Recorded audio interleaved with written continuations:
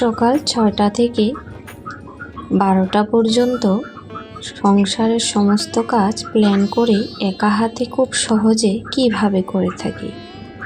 নমস্কার, শুভ সকাল। সবাইকে জানাই অনেক অনেক স্বাগত আমার ছোট্ট পরিবারে। কেমন আছো সবাই?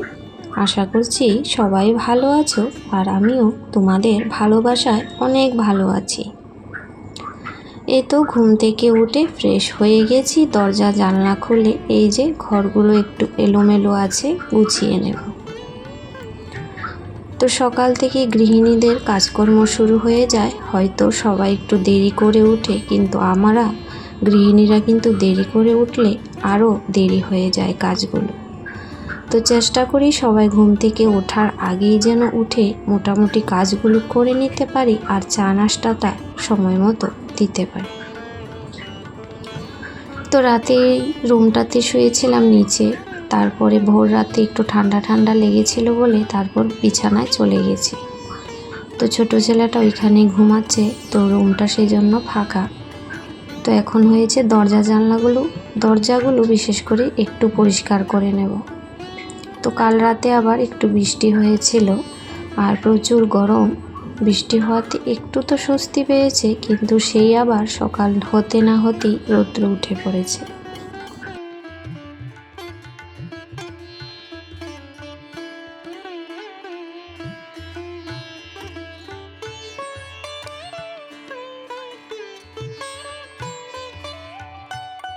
তো কালকে দেখেছিলাম বেশ দরজাগুলোতে ধুলা পড়েছিল, তাই ভাবছি আজকে একটু মুছে নিই। তো সকাল সকাল করে নিচ্ছি, তো সমস্ত কাজ তো করতেই হবে। তো এই মোছামুছির কাজটা আজকে ভাবছি এখনই করে নিই, মানে হালকা পাতলা করলেই হয়ে যাবে। প্রতিদিনই তো করি, তো দরজাগুলি আর প্রতিদিন করা হয় না, এই সপ্তাহে একদিন বা 10-15 দিনে একদিন করি, মানে যখন যেরকম নোংরা হয় সেই পরিমাণে কিন্তু করতে হয়। তো সেই পরিমাণ অনুযায়ী আমি আমার কাজগুলো করি, আর এইভাবে একটার পর একটা কিন্তু কাজ করে নেব। তো আজকে কয়েকটা দিন কিন্তু একদম হাঁটা হচ্ছে না, আর এক্সারসাইজ তো করতে পারবো না আজকে। কালকে অবশ্য অনেকটা সময় করেছি, আজকে আর করা হবে না, কারণ ছেলেটাকে সময় মতো টিউশনে পৌঁছিয়ে দিয়ে আসতে হবে। তো তার আগেই ভাবছিলাম যে যতটুকু কাজ করতে পারবো সেটাই করিনি। এই যে ঘর ঝাড় দেওয়া আর ঘর মোছা, এটা কিন্তু অনেক বড় একটা কাজ।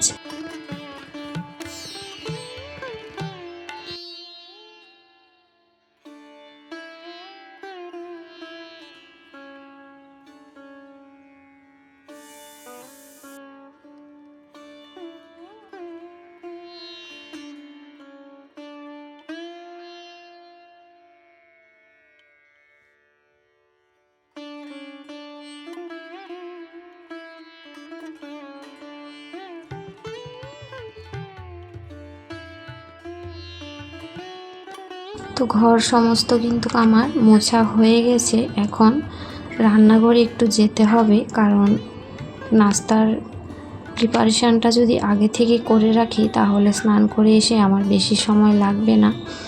এই যে ছোলাটা কালকে ভিজিয়ে রেখেছিলাম, তো এটা যদি আগে সেদ্ধ করে রাখি তাহলে অনেকটাই সুবিধা হবে আর তাড়াতাড়ি হয়ে যাবে। তো ওইদিকে আমি এটা বসিয়ে আটাটা কিন্তু মেখে নেব।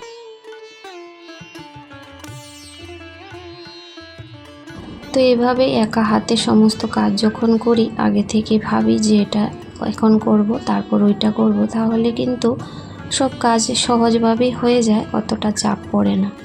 তো এই যে আমি স্নান করে একদম চলে এসেছি। তো স্নান করে এখন ঠাকুর বাসন সমস্ত কিছুই রয়েছে। কালকে যেহেতু সন্ধ্যার থেকে বৃষ্টি নেমেছিল আর বাসনগুলা ধোয়া হয়নি, তো ঠাকুরের বাসনগুলা ঘরে ধোয়ার মতো সেই ব্যবস্থাও নেই, মানে ছাদেই ধুতে হয়। তো রাতে ধুয়ে রাখলে সুবিধা হয়, সকালে স্নান করে পূজাটা তাড়াতাড়ি দেওয়া যায়। তো যাই হোক, বাসনগুলা কিন্তু আমি এখন মেজে নেব, আগে ফুলগুলা তুলে নিই।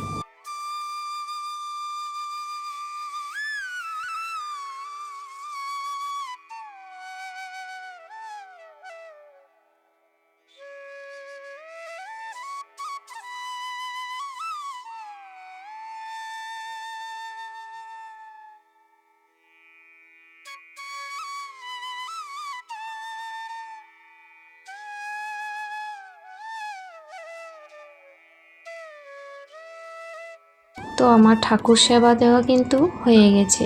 তো ঠাকুর সেবাটা দিয়ে একটু 5 মিনিট বসে থাকি, তারপরেই তো ঠাকুরঘর গুছিয়ে তারপর রান্নাঘরে যাই আর কি। তো এখানে আসলাম, এসে কিন্তু আগে ছোলাটা বানিয়ে নেব। তো ছোলার জন্য এইদিকে আবার কিন্তু আমি পেঁয়াজ, রসুন, আদা পেস্ট করে নিয়েছি, আর সঙ্গে কিন্তু একটু সবজিও কেটে নিয়েছি। ওই পেঁয়াজ রসুন কাটতে গিয়ে ভাবলাম যে সবজিটাও কাটা যাক। তো এখানে একটু লাউ কেটেছিলাম, আর লাউর যে খোসাটা আলু দিয়ে ভাজা করব সেটাও কেটে নিয়েছি। মানে এদিকে আমার নাস্তার সঙ্গে সঙ্গে কিন্তু দুপুরের রান্নাটাও সেরে নিতে হবে, যেহেতু সকালে ভাত খেয়ে স্কুলে যাবে সোনাটা, সেই জন্য। আর এখানে কালকের কিছু আলুর সবজি ছিল, তো সেই জন্য কিন্তু আলু আর সেদ্ধ করিনি, এক্সট্রা করে এই সবজিটা এর মধ্যে দিয়ে দেব।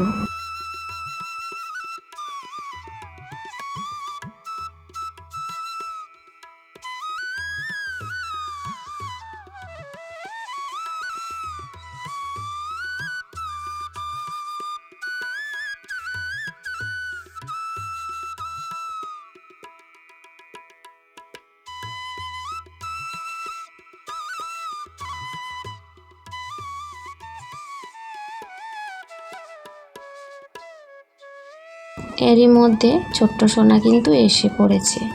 তো বলছিল, মা আমাকে টিফিনটা দাও, ভীষণ খিদা পেয়েছে। তো আর কি করব, ওর জন্য তাড়াতাড়ি করে এই যে 3টা লুচি আগে বানিয়ে দিই, আর ওইদিকে কিন্তু আমি সবজিটাও মানে ভাজাটা বসিয়ে দিয়েছি। লাউর খোসা আর আলু দিয়ে কালো জিরে ফোড়ন দিয়ে বসিয়ে দিয়েছি, ওটা আস্তে আস্তে হতে থাক। আর এখানে 2-3টা লুচি আগে বানিয়ে ওকে দিয়ে দিই। আর আমার চা কিন্তু একদম ঠান্ডাই হয়ে গেছে, কি করার, কিচ্ছু করার নেই। তো এমনিতেই দেরি হয়ে গেছে কাজগুলো সেরে আস্তে আস্তে।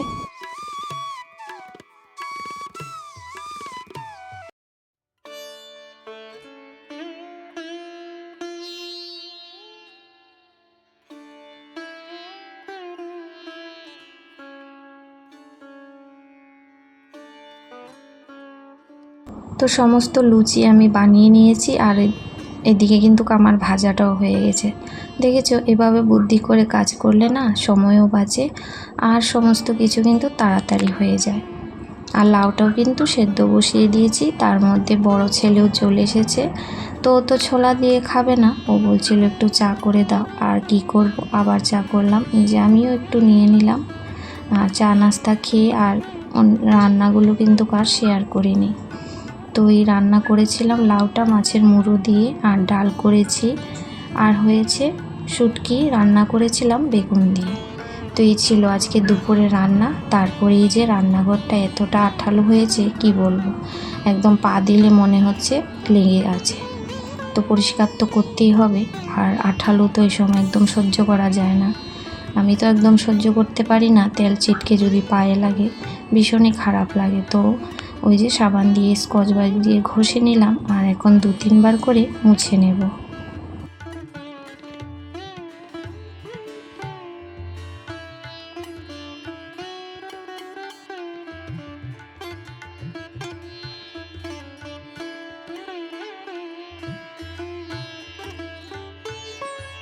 তো সোনালি অফিসিয়াল থেকে বন্ধুটা বলেছিল যে দিদিভাই তুমি কোথায় থেকে ভিডিও আপলোড দাও। তো ভিডিও তো আমি ওয়াইটি স্টুডিও থেকে আপলোড দিই, যখন থেকে নতুন নিয়মটা বের হয়েছে। আগে তো আমি ইউটিউব থেকে দিতাম, আমার কিন্তু আগে একটা পুরনো চ্যানেল ছিল পিঙ্কিস মিরর ব্লগ। তো এটা আমার প্রায় 950-র উপরে সাবস্ক্রাইবার হয়েছিল, আর 1.5 বছর হওয়াতে কিন্তু আমি ওই চ্যানেলটা বাদ দিয়ে এটা নতুন করে খুলেছি। তো যাই হোক, কপালে কী আছে জানি না, চেষ্টা করে যাচ্ছি। তো আমি কিন্তু ওয়াইটি স্টুডিও থেকে আপলোড দিই, আর ইনশর্ট দিয়েই আমি ভিডিও এডিট করি। তো যাই হোক, কালকে তো বৃহস্পতিবার, তো আজকে হয়েছে বুধবার, এটা বুধবারের ভিডিও। তো বৃহস্পতিবারে তো মানে ধোয়া এইসব পরিষ্কারটা কিছু কমই করি, তো সেই জন্য বুধবারে কিন্তু আমি বেশিরভাগ এইসব কাজগুলো করে রাখি। তো রেলিংটাও একদম নোংরা হয়েছিল, তো আমার বড় ছেলেকে বললে ও আবার করে দেয়। তো বললাম থাক, আর করতে হবে না, আমি নিজেই করে নিই, ওকে আর কিন্তু বলিনি। তারপরে এই সাইডে ওয়ালগুলো এত নোংরা দাগ হাতের, সেগুলো পরিষ্কার করলাম। তো যাই হোক, আজকের ভিডিওটি এখানে শেষ করছি। সবাই ভালো থেকো, সুস্থ থেকো।